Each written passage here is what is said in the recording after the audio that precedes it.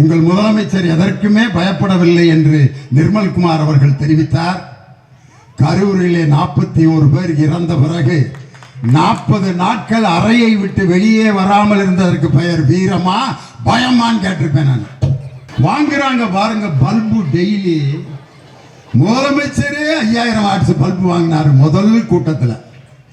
வேளாண்மை பட்ஜெட்டை கொண்டு போய் திருப்பதியில் வச்சு சாமி கும்பிட்டு வந்தார். அப்பயே முடிவு பண்ணிட்டேன், ராமமும் மொட்டையும் தான். வறட்சி நிவாரணம் என்று வருடா வருடம் கொடுக்கக்கூடிய தொகுப்பை பற்றி நாங்கள் பேசவில்லை. விவசாயிகளுடைய வறட்சி நிவாரணத்தை தான் நாங்கள் கேட்டோம். தொகுப்பு நிதிக்கும் நிவாரணத்திற்கும் வேறுபாடு இருக்கிறது. இது பேப்பர் படிச்சா தெரியாது. விவசாயிகளை நேரடியா சந்திக்கணும்னு சொன்ன உடனே வாங்கினாரியா 5000 வாட்ஸ் பல்பு டமக்குன்னு. அப்போ உட்கார்ந்தவர் தான் இன்னும் எந்திரிக்கல. சட்டமன்றத்தில் சட்டமன்றமாயா நடக்குது. 13 ஜோக்கரா இருந்தா எப்படின்னே ரம்மி விளையாடுறது. கலியுக சைஞ்சக் சைஞ்சக் சைஞ்சக்னு அடிச்சா கச்சேரியில கல்ல கொண்டு எறிவானா எரிய மாட்டானா? அம்புட்டும் சாடுறான். எங்கள் திராவிட முன்னேற்ற கழகத்தை தொட்டு திருட வேண்டும் என்று நினைப்பவர்களுக்கு முடிவில் அவர்கள் கையில் கிடைப்பது வெறும் முடி மட்டும்தான். ஏன்னா அதை சொன்னா அதை ட்ரெண்டாக்கி விட்டுறாங்க. காரணம் என்னன்னா, என் தம்பி உதயநிதி ஸ்டாலின் அவர் வாட்டுக்கு செவனேன்னு இருந்தார். அவரை போய் கைது செய்து ஓலக்கூர் காவல் நிலையத்திலே மதிய உணவு அருந்தி கொண்டிருக்கிறார். இன்னைக்கு நாள் முழுவதும் அவர் தான் ட்ரெண்டிங்ல தலைப்பு செய்தி. என்னடா நம்ம என்னமோ ஒன்று நினைச்சான், வேற மாதிரி ஆயிடுச்சு அப்படின்னு சொல்லி இன்னைக்கு அவர் தஞ்சாவூருக்கு கூட போகாமல் மீண்டும் பல லட்சக்கணக்கான மக்களுக்கு மத்தியில் தான் ஒரு திராவிட தலைவன் என்பதை நிரூபித்து காட்டிய என் அன்பு தம்பி உதயநிதி ஸ்டாலின். இன்னைக்கு இந்த நாட்டில் என்ன நடந்துகிட்டு இருக்கு? சட்டமன்றத்தை பத்தி எங்க அண்ணன் பாரதி அண்ணன் சொன்னாங்க. சட்டமன்றத்தில் சட்டமன்றமாயா நடக்குது. 13 ஜோக்கரா இருந்தா எப்படின்னே ரம்மி விளையாடுறது. உதயநிதி தான் சொன்னார், 13 ஜோக்கரா இருந்தால் எப்படிடா ஜெயிக்கிறது? அதை விட நான் ஒரு உதாரணம் சொல்றேன். ஒரு கச்சேரினா பாடகர் இருக்கணும், மிருதங்கம் இருக்கணும், கஞ்சிரா இருக்கணும், கொன்னக்கோள் சதி சொல்றவன் இருக்கணும், வயலின் இருக்கணும். இது எல்லாம் சேர்ந்து தான் கச்சேரி.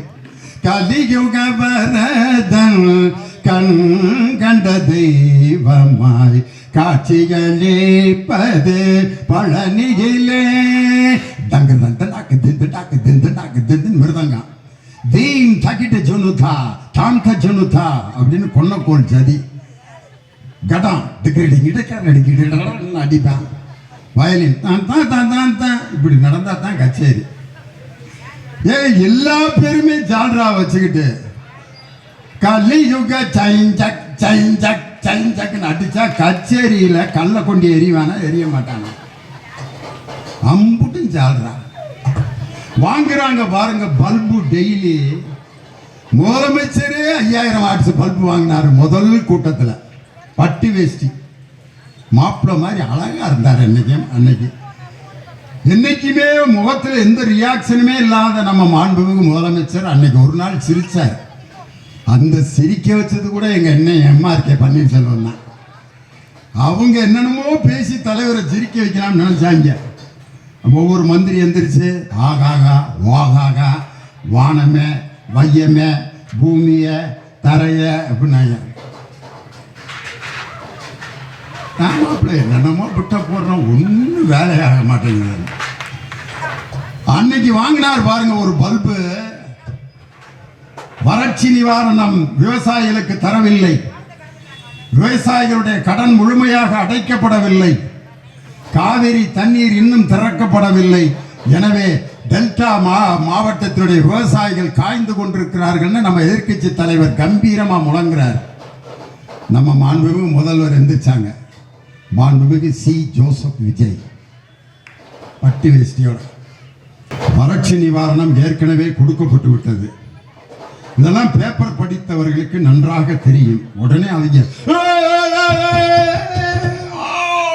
நல்ல உள்ள எந்திரிச்சு தளபதி கச்சேரி அப்படின்னு 6 நாள் ஆடி இருப்பாங்க. அவ்வளவு ஆரவாரம். தலைவர் பவர்ஃபுல்லான பாயிண்ட் எடுத்து வச்சுட்டாராம் முதலமைச்சர்.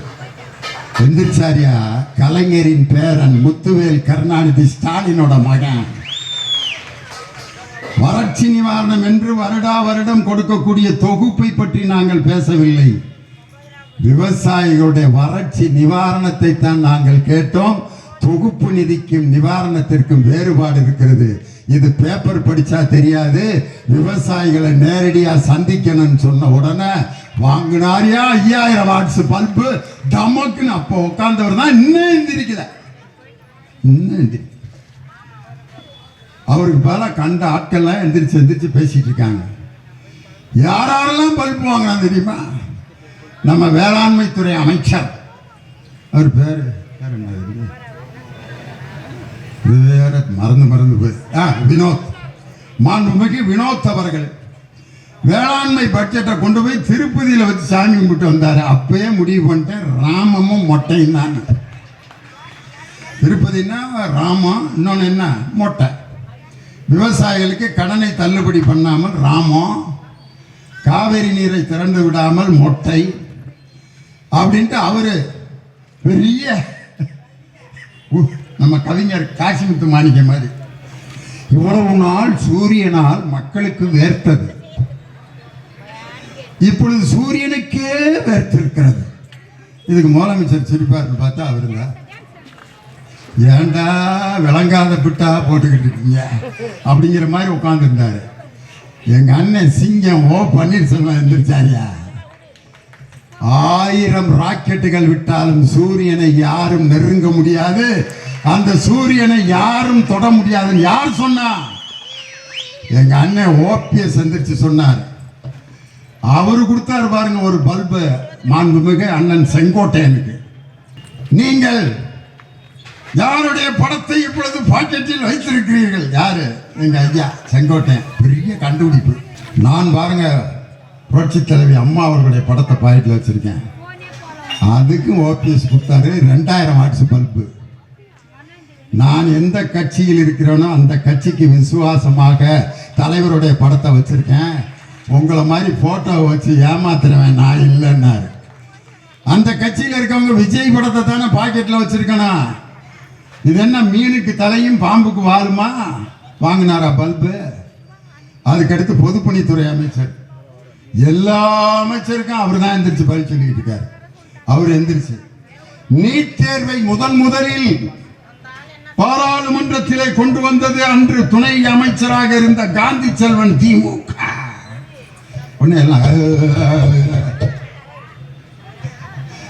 எந்திரிச்சார் நம்ம கொறடா. துணை அமைச்சர்லாம் தீர்மானம்லாம் கொண்டு வர முடியாதுங்க. அன்னைக்கு இருந்த குலாம் நபி ஆசாத் அவர் தான் அன்னைக்கு சுகாதாரத்துறை அமைச்சராக இருந்தார். அவர் தான் கொண்டு வந்தார். கொண்டு வந்த நீட் தேர்வை எங்க மாநிலத்துக்கு நாங்க வைக்க மாட்டோம்னு சொல்லி மற்ற மாநிலங்கள் எல்லாம் நீட் தேர்வை நடத்திய போது அதை மறுத்து நீட் தேர்வை நடத்தாமல் தடுத்த தலைவன் முத்தமிழறிஞர் டாக்டர் கலைஞர்னாரா? வாங்கினாரா ஒரு பல்பு?